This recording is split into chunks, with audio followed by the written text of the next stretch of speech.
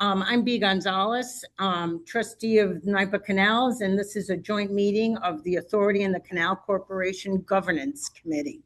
I want to welcome members of the committee. Dennis Trainer and John Kamel are excused. Cecily Morris, hello. Louis Warren, hello. And I see Lori Wheelock out there. Good morning. Thank you for joining us. Welcome to all staff members that are present. This is a scheduled committee meeting which has been duly noticed as required by the Open Meetings Law. And I now call this Joint Authority and Canals meeting to order.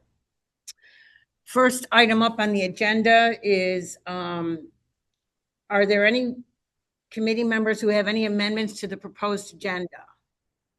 If not, I ask for a motion to approve the agenda as posted. Motion. I'll make a motion. Louis. I'll second.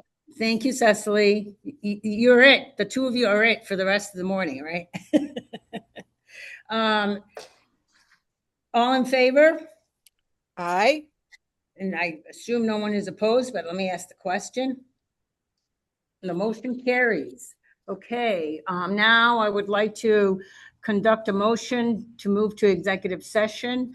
I move the committee conduct an executive session to discuss matters leading to the possible appointment, employment, or promotion of a particular person or corporation pursuant to Law 105F of the Public Officers Law. Okay, so I ask for a motion to move into executive session. So moved. Thank you, Louis. Second? And I'll second. All right, all in favor? Aye. All right, motion carries. We are moving to executive session. Thank you, everybody.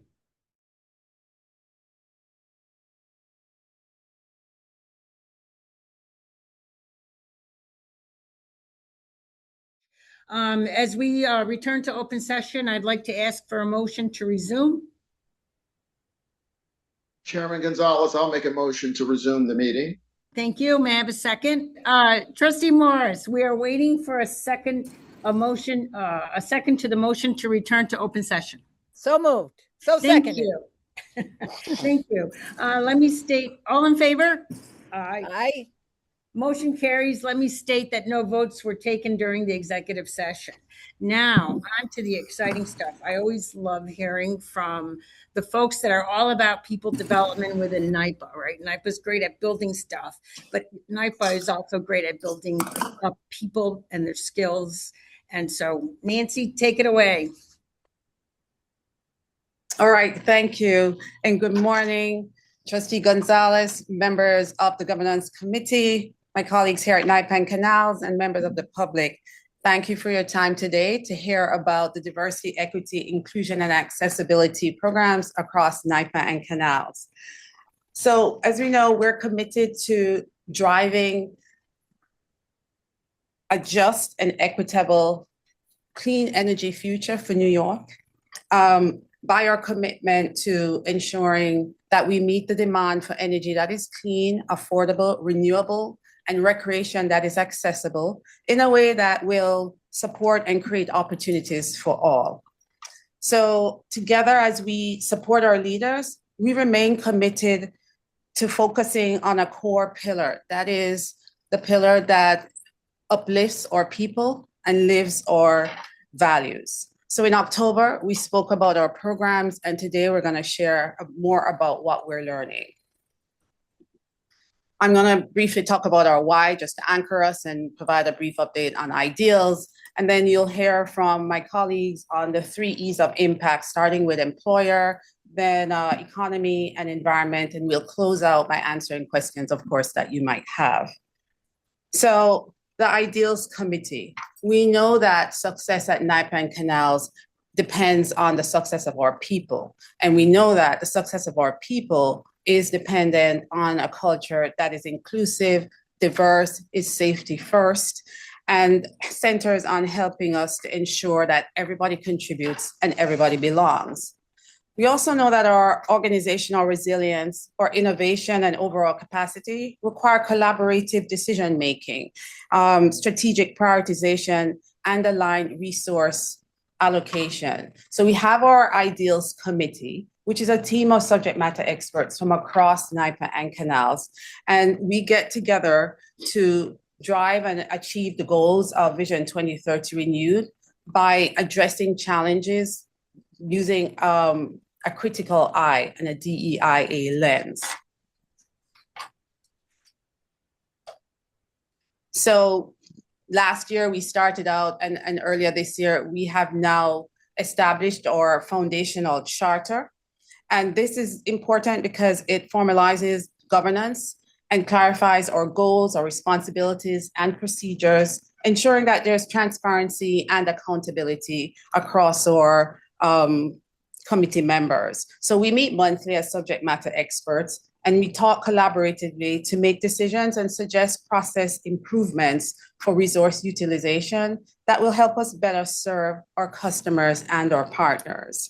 So how it's going, I could give a little update here.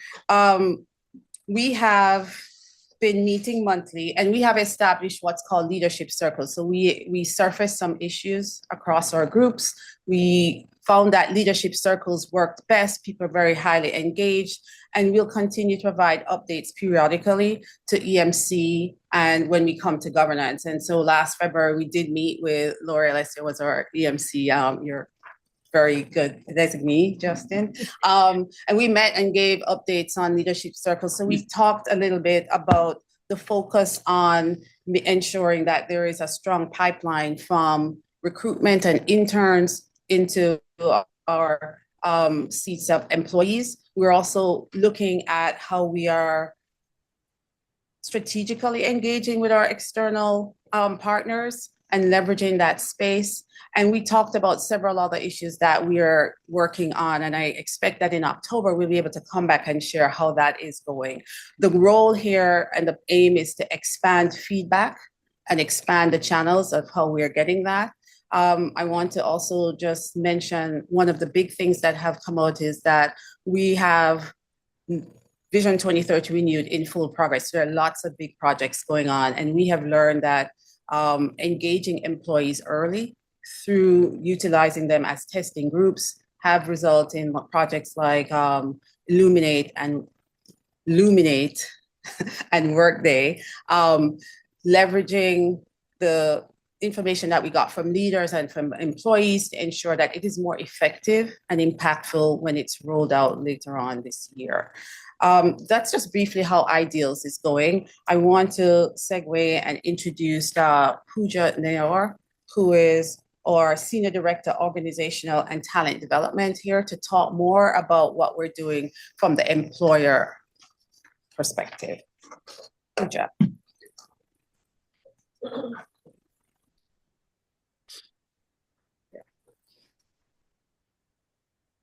Thank you, Nancy, and good morning, everyone. I'm glad to be here to share some highlights of our employer pillar, which is a key part of our 3Es framework.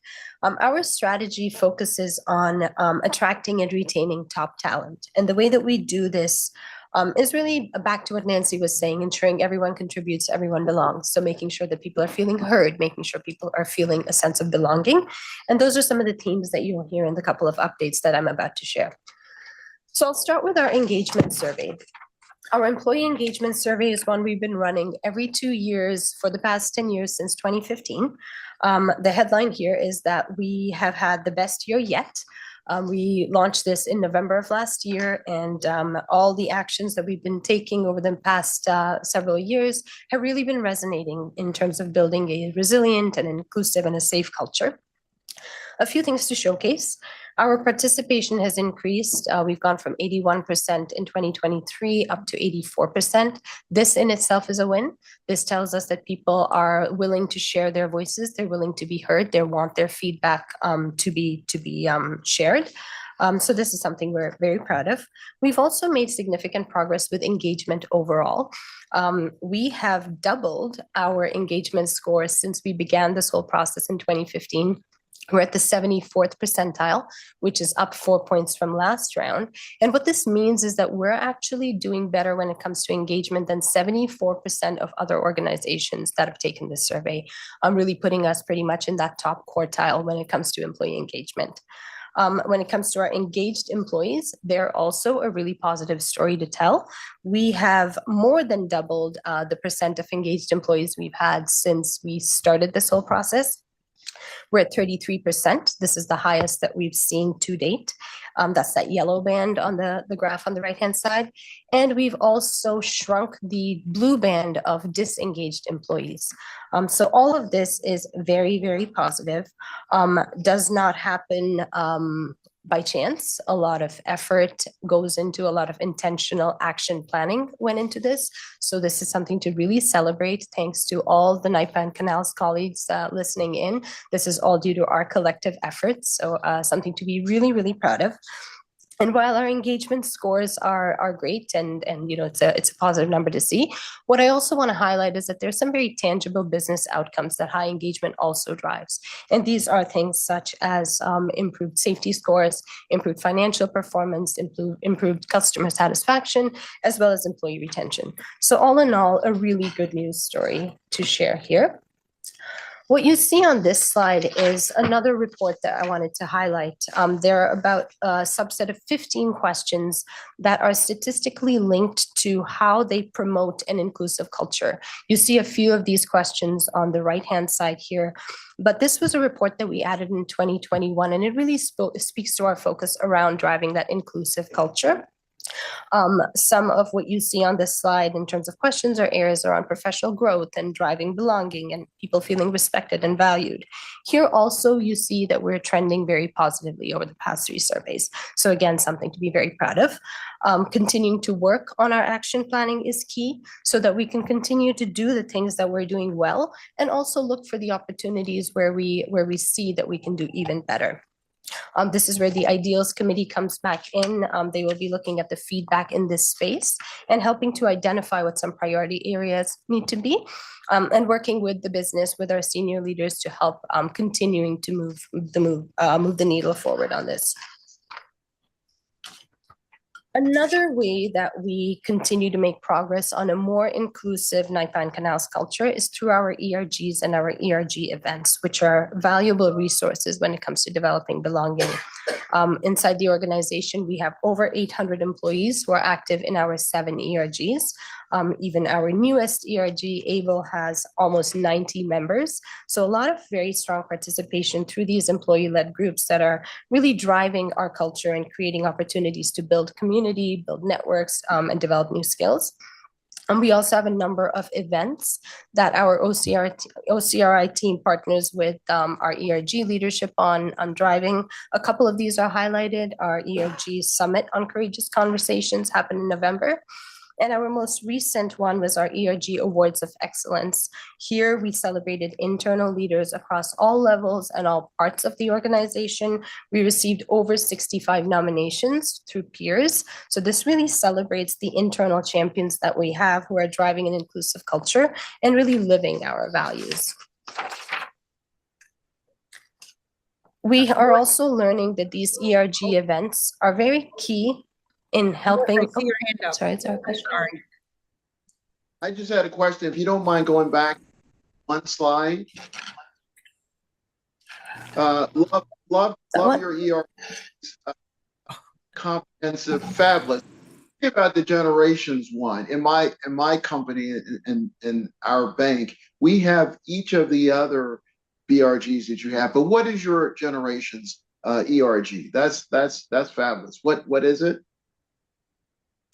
Our generations ERG is really intended to span across multiple generations and highlight different challenges and different aspects of focus for each of them. So for instance, one of the more recent events that I participated in was people talking about being able to support aging elders in their lives, for instance. So that's one kind of example of an event that was held related to that. But it really spans across multiple generations. I don't know, Nancy, if you want to add anything else. Or. That's fabulous. And do Lucy, you would like? I'm- And do you would like? I was going to say, I'm sorry, I'm the executive sponsor, but we talk about all different issues and how generations deal and approach with issues differently, like younger versus older, whether it's family, tradition, heritage, Yep. you know, all sorts of priorities. It's a very interesting ERG. You get a lot of good conversation coming from how people approach and view things based upon their age and their perspective. It's fabulous. And my only other question, team, do you allow your professionals and your teammates to participate in multiple ERGs if they want to? Yes, we absolutely do. We have a lot of people who are members of multiple ERGs, and really, it's very much of an encouraged activity across the board. Fabulous work. Fabulous work. Thank you. Thank you. Okay. Questions? So just moving, this is pretty much the last couple of slides here, but just wanted to share these ERG events that I mentioned, and our ERGs in general are a really strong way, as you can imagine, to help build that sense of belonging. We've seen a lot of really great stats in terms of these events as well. About almost half of our new ERG members are here as a result of some of these events or the DI Foundation's training that they've gone through. We also find that these ERGs and that our ERGs act as a really positive on-ramp for new hires, a really, really great way for new employees to find their people, to start to build their informal networks, and to really start to feel that sense of belonging as soon as they start to join the organization. We've seen an increase overall in ERG memberships by 23%. And not only is this driving connection and engagement and that sense of community, but it also creates some opportunities for professional development by allowing people to take on leadership roles or stretch roles that they may not typically have access to in their existing roles, and also helping to create informal mentorships, which are really positive and can really help develop. This professional development is something that we foster in many other ways as well, continuing to offer a variety of professional development opportunities. These include our Advancing Women Executives, or AW program, Pathways, the Pathways program that you've heard about, as well as our Connected Leadership Academy. And many of these programs are, again, highly coveted, highly leveraged. And with that said, I'd like you to meet one of the alum from our Pathways and AW program. I'm going to put on a video in a minute. This highlights a dedicated and accomplished category manager, Nancy Florence. She works in White Plains, been here for the past 8 years in procurement, and is responsible for strategic sourcing, forecasting, market intelligence, and planning and execution of capital projects for internal and external stakeholders. I'm going to turn over to the video that our fabulous comms team put together to share what Nancy has to say.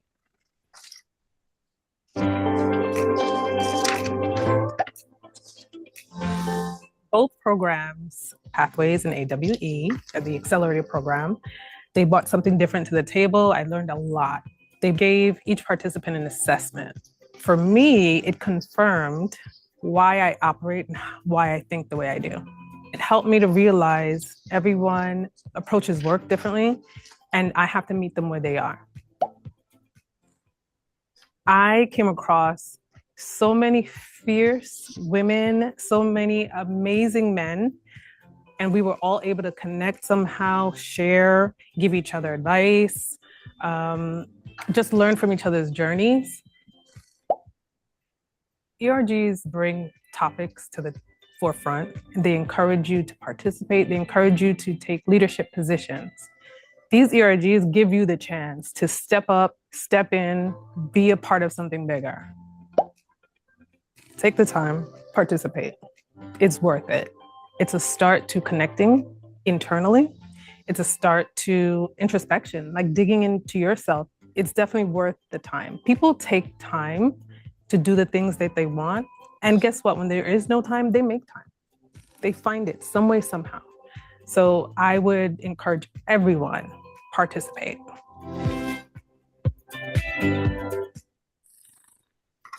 So as you heard from Nancy, lots of really amazing opportunities out there to help continue to move our employer pillar. We want everyone to feel the kind of passion about their jobs and the kind of commitment that we hear here to the organization to drive our strategy and get us to Vision 2030 and help the state achieve our energy goals. I appreciate the opportunity today to have shared some of the highlights here. Here, if there's any questions, otherwise I'll turn it over to my colleague, Will. Any questions? That was terrific. Yeah. Dave, I really appreciate the video of Nancy Florence. So kudos. Thank you all. Thank No you. questions for me. They're just kudos. This is great. Honestly, this is great information. I'm glad you're sharing it. You know, we get updated every once in a while about the list that NYPA is on in terms of Forbes and all of those. And this reinforces the why. We're doing great things internally for the people that work for NYPA at all levels. And I just kudos to all of you. And the great Thank thing, you all for your support. just to piggyback on Trustee Morris's comments, you know, I'm glad you drew the line between strong professional development for your employees across the board, strong engagement scores, rising engagement scores, and there's a direct correlation to retention rates, to safety improvements, et cetera. You know, when you have a fabulous workforce, as Trustee Morris said, you know, it comes out in the data as one of the best places to work in America, Forbes, but it's great to see the improvement from COVID. I guess you had data from COVID 2021 through 2025. That's an amazing achievement, and I think it's a testament to the entire leadership team here. So thank you. Thank you all very much. We really appreciate the support. So next up, we have Will, Choi, and Kaela. Just Will, I'm sorry. For now. Good morning, everyone. Good morning to the board and EMCs. Thank you for the opportunity to provide an update on the economy pillar as we advance this work to build an economy that works for all of New York. The national landscape for suppliers and supplier diversity in particular is shifting. New guidance and evolving market dynamics are prompting many organizations to reassess how they approach this work. Despite these external challenges, our commitment and the commitment of our suppliers is strong. In Q3 of 2025, we surveyed our key alliance partners. 80% of them reported that they will continue supplier diversity principles. This is more than just encouraging. It's a clear signal that the market still values and recognizes the long-term value of supplier diversity. While some suppliers have adjusted their approaches in light of new guidance, many of them are doubling down on what matters the most. They're setting clear expectations and participation goals, tracking progress rigorously, and embedding accountability at every level, while also helping to diversify their supply chain and help their suppliers through mentorship, training, and transparent sourcing. At NYPA, we're doing the same, grounded firmly in our Vision 2030 renewed and the work of the Ideals team. And our results reflect that commitment.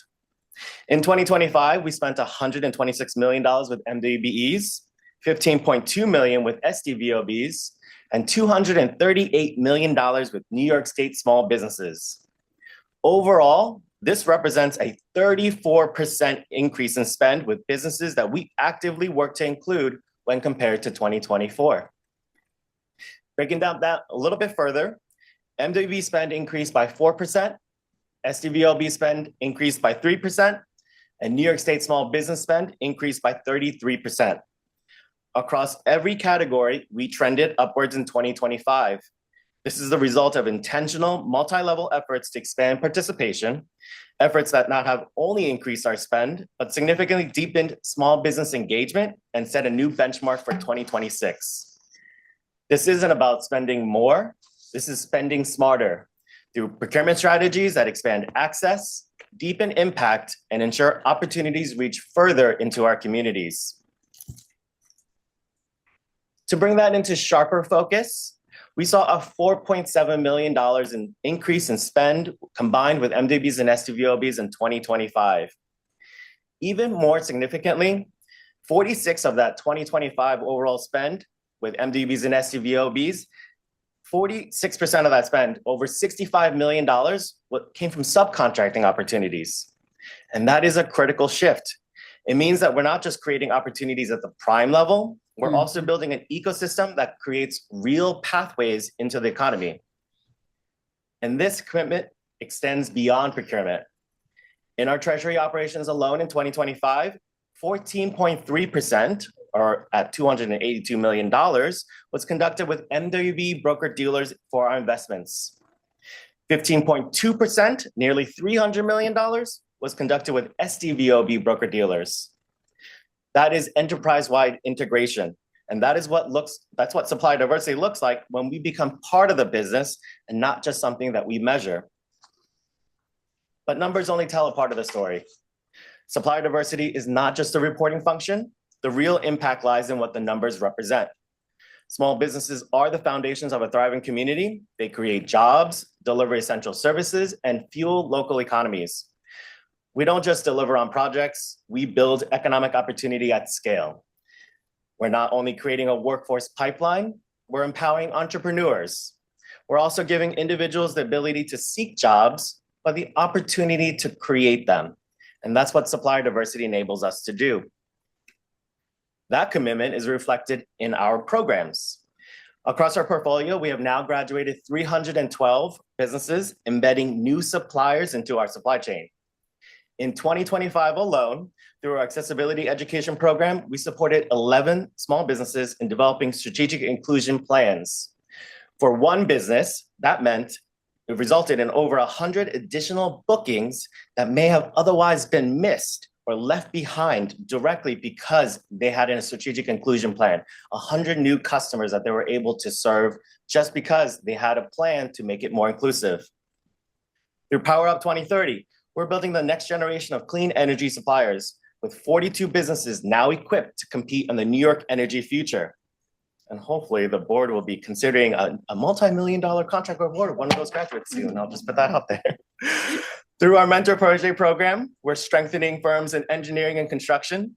One participant recently shared their experience in the program directly, leading to 2 additional NYPA opportunities driven purely by the relationships and the capabilities built through this program.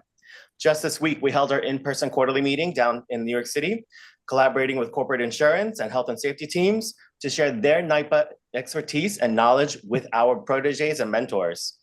And by the way, the MPP team still talks about our lively HR discussion. They would love to invite you back. And through our small and local capacity building program, we supported 28 early stage entrepreneurs with the tools to grow and compete in 2025. But at your request, we have also prepared a short video so you can hear directly from our program participants and their experience.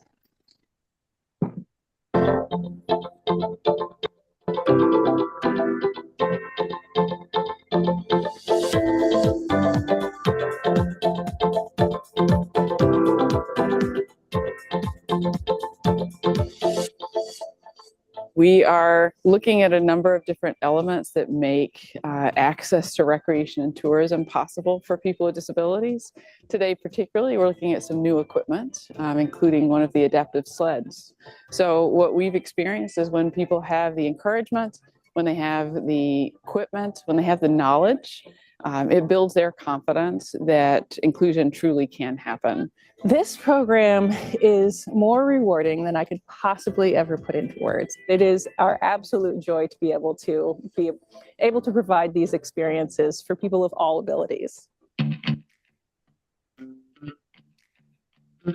NYPA is giving people a unique opportunity to engage with them in a work environment. There is a ton of work out in New York State, and that work will only continue to grow And by taking the classes and by becoming part of that cohort, it affords you and your business the opportunity to grow with NYPA and with New York State's goals. It has been extremely informative. We're bringing in some of the thought leaders and a lot of the people who are rolling out those programs and allowing us to get a better overview and understanding of the program, how it helps people across New York State.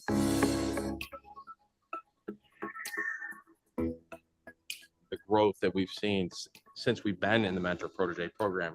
HDR is our mentor, and they've opened many doors for us. It's the opportunity to get to meet these companies.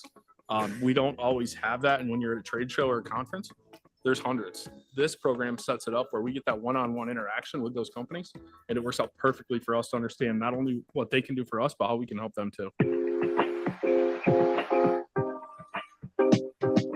I like to think of myself as someone that's a highly motivated person, great self-esteem and confident, but this kind of kicks it up to another level, marketing, promotions to cash flow, social media, every aspect of a business that you can think of.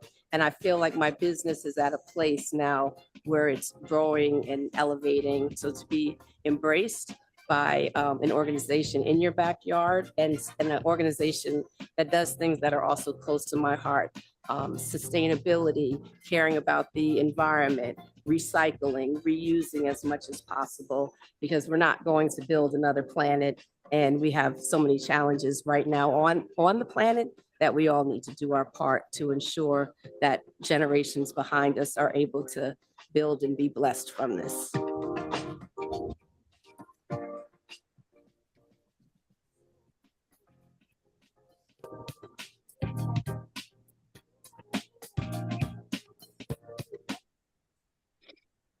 Many thanks to our corporate comms team for that video. And as you heard from the participants, this isn't theoretical impact, it's real economic mobility. Through the Ideals Economy Pillar and Cross NYPA, our stakeholders are helping to create that opportunity intentionally, strategically, and at scale. We're expanding our reach. Our 2025 Supplier Diversity Expo was the largest in its history, and we're building on that momentum this year on May 14th by creating even more opportunities for suppliers to connect with our decision makers and grow within our ecosystem. As we look ahead, we're developing regional partnerships to expand business development opportunities, amplify procurements, and ensure that communities across New York are prepared to participate in the energy transition. Without intentional supplier diversity, opportunity concentrates, but with it, opportunity multiplies across regions, industries, and communities, strengthening New York. On behalf of the Supplier Diversity team and also the Ideals Committee, we thank the support from the board and our EMCs for guiding us to build an economy that works for all of New York. Thank you, and I'll take a couple of questions, or I can introduce our next speaker. No, well, let's see if there are any questions. Cecily, Lewis?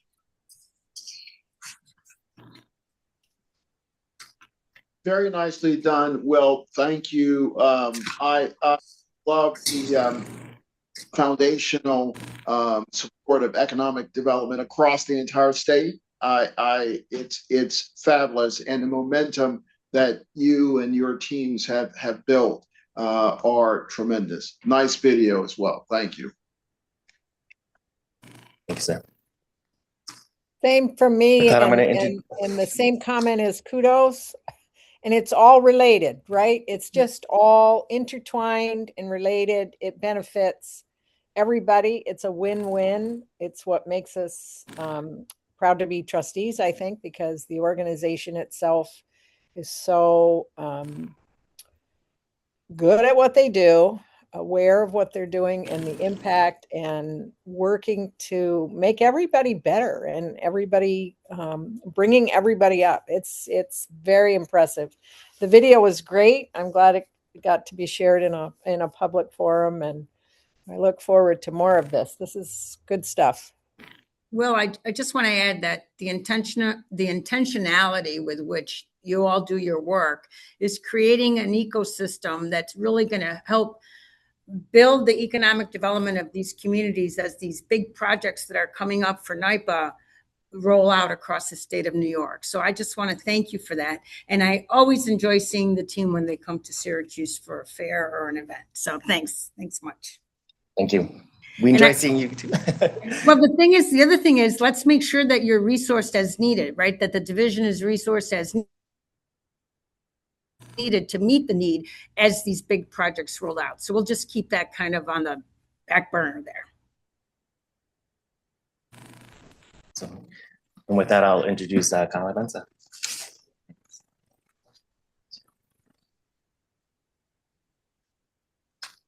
Well, I'm not sure how I followed Will. I don't know. I don't have a nice video, but I am presenting with my colleagues, Theresa Santoro, who is a Senior Director in Community and Government Affairs, and Tianna Tyler, who is a Program Manager on Environmental Justice. So for this portion of the presentation, we'll discuss how external affairs is driving the achievement of Vision 2030 community goals. We will highlight our proactive outreach around education around the Propel transmission line as an example of our commitment to early and inclusive community engagement. So, the next one. Okay. Right. So under Charles Imohiosen's leadership, the External Affairs team is working in campaign pods. This simply means that we're bringing together cross-functional teams and business units in order to drive and achieve strategic, high-priority industry initiatives like Propel. We're also ensuring that we're leveraging the right expertise and activating the right relationship to tackle complex, often multi-layered stakeholder challenges. So in terms of the Propel pod, this group has been working together for a long time. Pre-award, we completed geographic information systems GIS analysis to understand the socioeconomic characteristics of impacted communities. And we also wrote some narratives about NYPA's historical commitment to communities. And this was part of the business development application to the DISO in response to their competitive solicitation. So this team continues to work together in post-award to achieve that plan. If you recall, we also won a $43 million federal grant, which we continue to mourn. We weren't able to implement that because of the change of administration, but we'll continue to be very innovative in the way that we approach community development. So I will now hand over to Theresa, who can provide more context about the work that we do around Propel.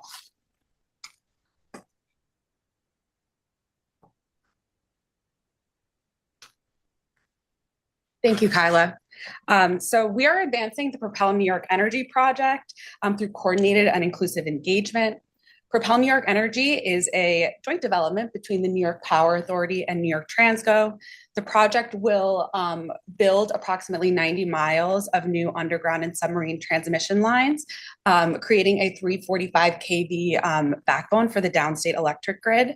We're upgrading 3 substations as part of this project, and separately, NYPA is also upgrading the Uniondale Hub substation, which will increase capacity and interconnection capabilities.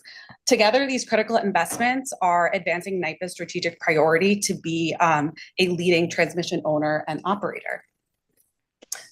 As Kaela mentioned, from the start, our approach to community engagement has been to be early, often, and inclusive. Before any formal permitting milestones, we have met with elected officials, civic associations, community leaders, businesses, chambers, you name it, to explain the project's purpose and make sure people understand the long-term benefits of the project. As the project has moved through permitting, we've kept consistent communication flowing to the community by utilizing public meetings, virtual updates, direct mailers, door knocking, translated materials, regular newsletter updates, and you can kind of see how we're using those tools by the numbers on this slide. And this ensures that residents are kept informed every step of the way. This is a truly cross-functional NYPA effort to get all of this outreach done. Kaela had a slide that named a few of the departments that are working together on this, and this collaboration enables us to quickly communicate information to the community, maintain consistent messaging, and proactively manage issues before they become obstacles. And this approach has been really successful. Early and sustained engagement has built broad support across sectors as well as in the community. Local organizations have become partners for us. They have helped us co-host events, they share information, and they help reinforce the importance of grid modernization. And these relationships not only strengthen project acceptance, but they also become long-term partners for NYPA for our future initiatives. Propel crosses 34 municipalities. While we've conducted outreach across the entirety of the project route, we're dedicated to putting forth more effort in disadvantaged communities. And this allows us to provide more resources and partner with trusted organizations and local messengers who can help us reach residents that we can't normally reach through traditional channels. We've provided educational tools as well as information on potential impacts of the project and how the public can participate in the permitting process. And this approach aligns with the Vision 2030 community pillar for NYPA.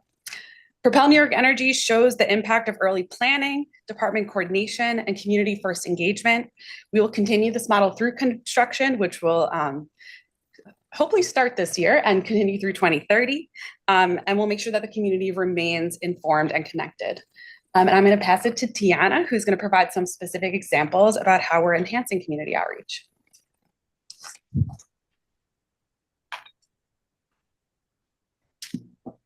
Thank you. Good morning.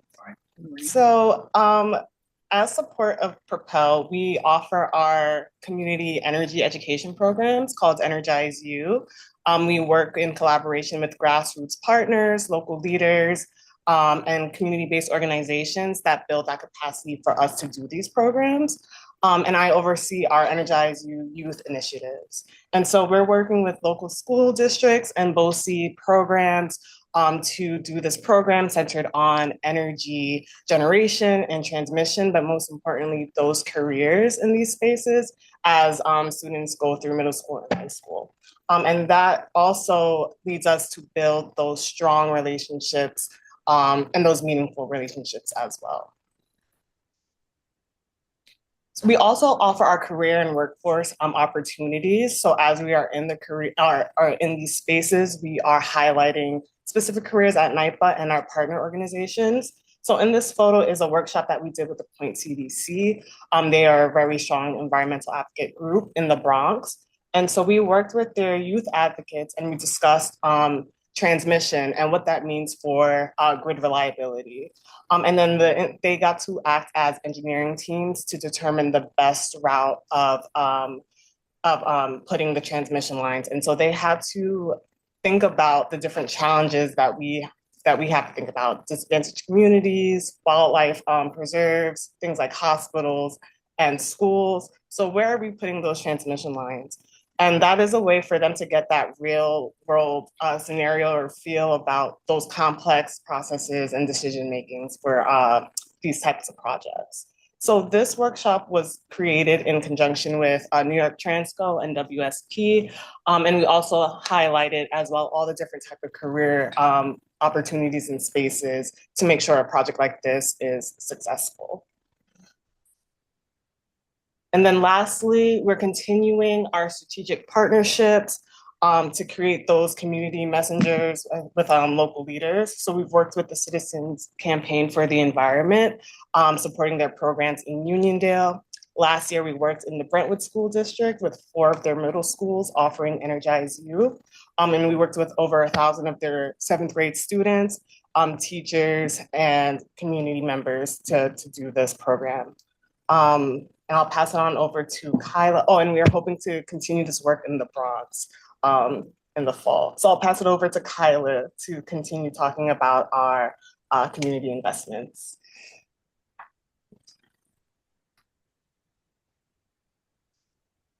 So Tianna and Theresa talked about the outreach and the education and the way that we're scaling by partnering with some of the communities that are intersecting with Propel. As part of Vision 2030, we're also increasing community investments. So the Yonkers Municipal Housing Authority was identified by Maribel's team as an eligible entity that's serving underserved communities that are intersecting with the Propel transmission line. The Housing Authority was already undertaking an extensive electrification upgrade of their gas infrastructure that was aging and needed replacement. So we're providing gap funding so that they can replace their gas stoves with induction stoves. And this provides improved air quality and safety for over 1,000 residents. And as part of that capital funding, we're also ensuring that we're providing all the standard environmental justice programs that we deliver to all communities. So we, Theresa and Tianna just talked about the community outreach and the education. This is only a small part of the extensive work that's being done by Propel. I really would be remiss if I didn't mention the project development teams under Trish Lombardi, under Girish Bahal, under Tim Zandes. This work will continue, and we'll continue to support them as a team wherever they encounter stakeholder challenges. This project is a long project. It's May 2030 that it will be in service. So we'll continue to ensure that we work as a team, as a campaign pod, to have a continuous, inclusive, and early outreach to stakeholders. So thank you for the opportunity to present. And if you have any questions, we'll be happy to answer them. Go ahead, Chairman Louis. Gonzalez, I'll kick off. Kaela, you and your team have done a splendid job. I just wanted to highlight Propel being from downstate. I think that your aggressive community partnerships and outreach is super critical for all of the public and stakeholders on today's call. It's clear that Governor Hochul's agenda of trying to tap into all sources of energy generation, but also the transmission to ensure that all parts of our state, Long Island, Nassau, Suffolk, Queens, Brooklyn, the Bronx, as you and your team kind of highlighted, it's super important and critical for our downstate stakeholders to appreciate how important this transmission is to get power from upstate down to the population centers. I would add to your list, by the way, of nice stakeholders in Nassau County. There is something called the Long Island Children's Museum. I know Charles has been in touch with them, but they're doing some work, and their population are school kids. Sort of from grade school to high school. They bring in, it's the largest cultural institution on Long Island. Again, Long Island Children's Museum in Garden City. They bring in like 350,000 kids and families, grandparents into the museum. But they're doing some work on the Long Island Sound, how to keep the sound safe, secure. Keep the sound vital, right? To keep the sound. So that might be an institution that you guys plug into, because there's educational stuff. And again, I love all of the theme approach to getting stakeholders informed and educated about why this transmission line is super critical I don't have numbers at hand, but between Nassau, Suffolk, Brooklyn, and Queens, I think there's almost 4 million population in that catchment area who will benefit from the transmission line going into Long Island for this power. So appreciate that. Did want to highlight. I think there's another institution that I can connect you to. Charles can, the Long Island Children's Museum, from an educational perspective, and it sits in Garden City, and you have a Propel hub in Uniondale, so it's right there. Thank you, Lois. Thank you, Trustee Warren. We appreciate any recommendations for stakeholders to engage with. Thank you. If I could just add, to me, I get excited when I see the ideals, goals kind of visible and lived through the narrative, right, as you work across all of these projects. And so I know that every project is a learning opportunity for you, and you're only going to get better at what you're doing. So it's really exciting to see. Trustee Morris? Again, I just think we keep focusing on the most important thing, which is information. As Louis said, keeping people informed, listening, educating, responding. And I thank the teams that are working on these projects for making sure that that's as important to them as it is to the communities that are affected by the project. It's a positive, and it's a threaded theme throughout this, and it's important. And again, the Power Authority is good at it, and they listen. And as we just heard, if somebody says, "Hey, you might want to talk to these people," we go talk to those people, and it's great. It's great. Just commenting, not really questioning. Yep. Thank you. Thank you very much. Thank you for the opportunity to present. Thank you. And looking forward to seeing you upstate at some point. All right. Are we ready to move on?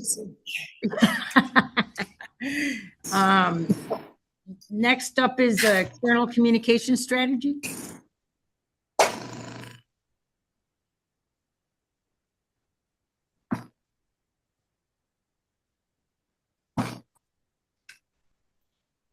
All right.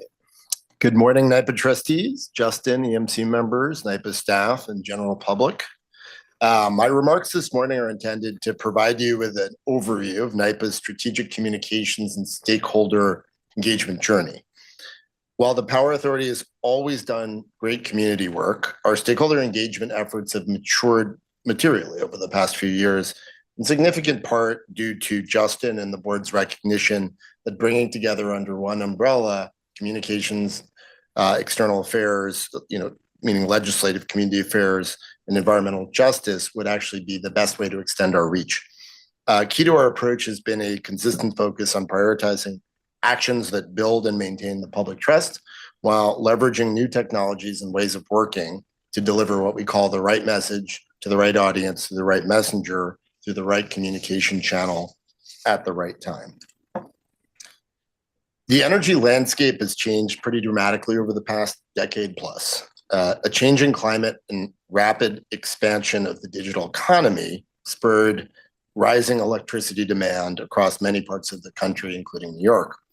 At NYPA, we're meeting those challenges by implementing new business lines resulting from new legislative and executive directives to develop, own, operate clean energy projects, including 1 gigawatt of nuclear power in upstate New York. We're also stepping up to meet increased public expectations around developing renewables and reporting on our progress in moving the state away from fossil fuels and towards cleaner sources of energy. Our ongoing transmission work has also led us to be certified by NERC as a transmission operator, standard that recognizes NYPA as having tools, expertise, and governance to safely and reliably operate and maintain its power grid. We continue to meet this challenging operating environment by doubling down on strategic communications and way of working that builds trust with audiences by delivering content that speaks to our shared goals, priorities, and values. Best practices for stakeholder communication engagement across sectors encourage consistent communication early and often with diverse groups of stakeholders through meetings, events, as well as traditional and digital media content distribution. It also means speaking directly and clearly to local needs and delivering that information proactively to our communities and stakeholders in ways they prefer, and doing it through messengers that they trust the most. Sorry about that. All out of order here. I'm just going to skip to this slide. As you can see from the numbers, our strategy has yielded strong engagement across the board. We're particularly proud of the growth in our digital content. On LinkedIn alone, the work of our digital director, Kanisha Dennis, and her team have improved already strong engagement rates. In a sector where good engagement rates fall between 2 and 5%, NYPA content has gone from 10.6% in 2025 to 14% in the first 2 months of 2026. That's a 35% increase. Feel good about that. The work of our visitor centers is a key example of how we're taking a hands-on approach to building and strengthening community relationships. The centers are popular resources for groups and families that provide the kind of engaging, interactive, and educational experiences that reflect NYPA's evolving clean energy mission. We're in the process of augmenting each visitor center experience to inform the public about NYPA Renewables energy plans, our role in developing nuclear, and our grid modernization activities. Collectively, all visitor centers tell one unified state story of how NYPA is powering New York today and helping New Yorkers understand how innovations will power our future.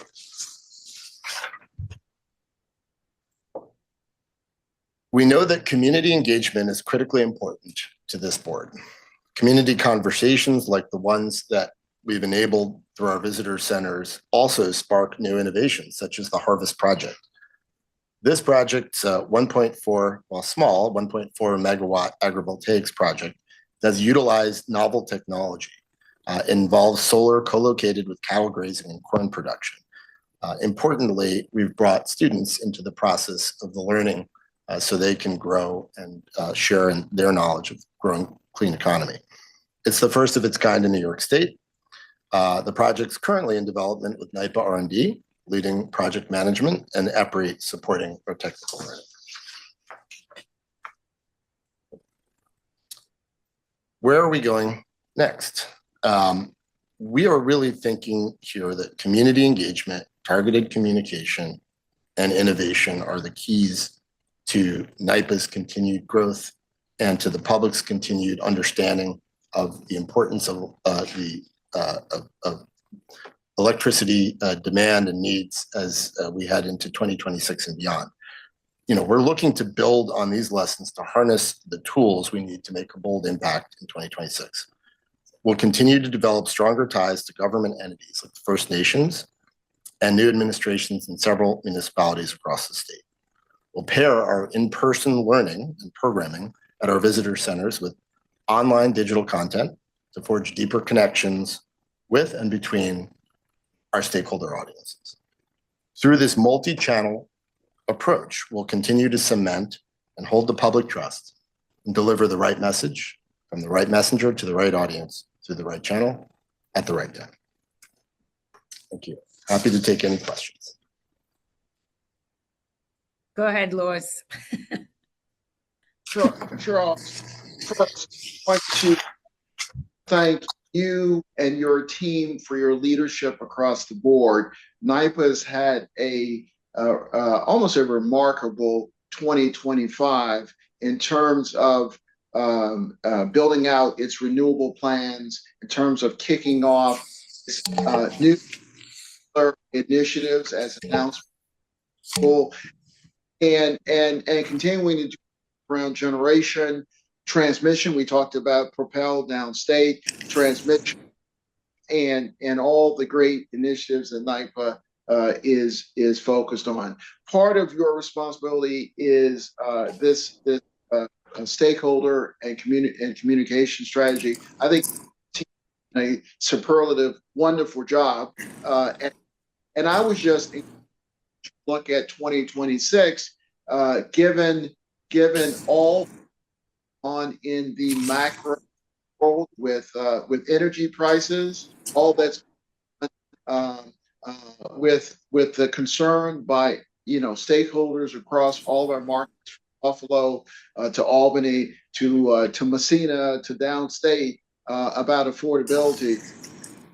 I encourage you and your team to continue to focus on that engagement from First Nation upstate or across the state, all the way through the state. I think that communications and education and awareness piece of what NYPA strategically is embarking on for our entire state and every resident in the state is so important that I think the work with the legislatures, with local community groups, with the First Nation partners that we have is important to that. And I just encourage you to continue to focus on your work in 26, enhance your work, and let us know as trustees where we can be helpful, because we're all committed. We're all committed to affordability. We're all committed to a cleaner, greener, and reliable grid and energy for our colleagues. So I love the work you guys are doing. You've had a great 2025, but as you think about 2026, it's critical that you and your team and your leaders keep going. Thank you. And I would just add that the information, Charles, that you're providing yourself, your team, indicate a recognition and awareness of the importance of engaging people, engaging entities. And that requires, again, listening, education, responding, trust, and your approach indicates you're aware of all that it's important to you and the people who work on your team at NYPA, and it's going to become as important, if not more important, as we go forward in an interesting 2026. So I applaud your efforts, and I appreciate the fact that of the awareness of how important it is to be in communication with everyone that we serve and listening to what they have to say and responding. It's all good. Thank you, Thank you. Charles. I just want to say that I know you're building a communication strategy to kind of meet the pace and scale of the clean energy transition. I guess the key question here is, what capabilities do you still need to build to stay ahead? And how do we continue to resource you in an appropriate way to be able to do that? So I'll just plant that seed. Okay. I think what I can say is, I'm grateful for the support of the board and the MC and Justin and the team. I think there's been a consistent recognition that this is going to be critical to our growth, to the work that we're trying to accomplish here across the state. And so, we feel pretty good about where we are with our resources. And we feel that we're going to make the investments that need to be made, both in infrastructure. As we continue to grow, we're going to grow our infrastructure and support mechanisms accordingly. But I think the key really for us is going to be our integral collaboration with our core business units. And that's really where we're leaning in a lot this year. And so really a one NYPA approach is what's going to make us successful. It's what's worked in the past and what will continue to work moving forward. And I like that one NYPA approach, and getting us all on the same page with the same messaging. The same tone is really critical. And so I look forward to you continuing to keep us in line, right? And educated on how to do that. Thank you very much. So we are a little bit over time, but I think it's been a great conversation and discussion and a lot of good information shared today. Before I move on, are there any more questions or thoughts from the trustees that are here today? Chairman Gonzalez, it's been a wonderful, wonderful discussion. I think for the public that's listening today and all of our partners and stakeholders, talking about all of the themes that's shared this morning from NYPA's great work in transmission, renewables, emerging nuclear initiatives, supplier diversity, the work that we're doing to be inclusive across the whole state, our education and communication initiatives that Charles and his team just highlighted. It just demonstrates the breadth and the importance of NYPA across the state. And so I tell people when I speak to middle school kids or to high school students, energy, electricity used to be, as Justin and Joe and some of the other folks who've done this expertly for a while, used to be almost a boring topic, et cetera. But we know going into 2026 and beyond, with data centers, artificial intelligence, the new Micron chip facility that's going to be, Chairman Gonzalez, in your neck of the woods. It's going to be, I think, the largest chip facility in the country when it's up and running. That all requires electricity. And so for our stakeholders, across the board, artificial intelligence, AI agents, that all requires what we do, which is delivering safe, affordable, electricity and using our hydroelectric resources to help power the growth of the state. So I just wanted to thank the leadership team. And as you said, Chairman Gonzalez earlier, this is a governance meeting, but it also stitches together all of the great initiatives that NYPA's doing to move us to the 21st century, and the partnership that we with Governor Hochul is amazing, and I just thank the entire leadership team. We're moving forward, and I think today is a remarkable demonstration of that. So, just to thank you. Thank you, and well said.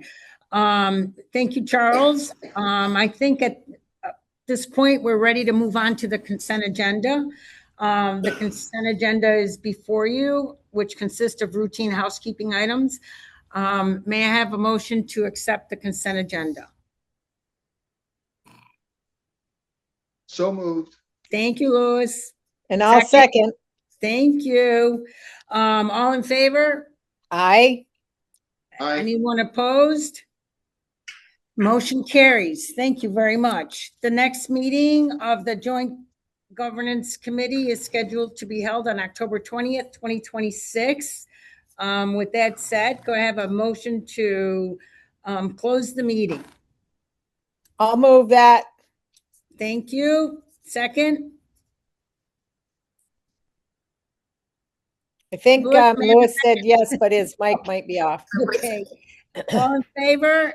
Aye. Aye. Thank you very much. So this now closes the Governance Committee meeting. Thank you very much, everybody.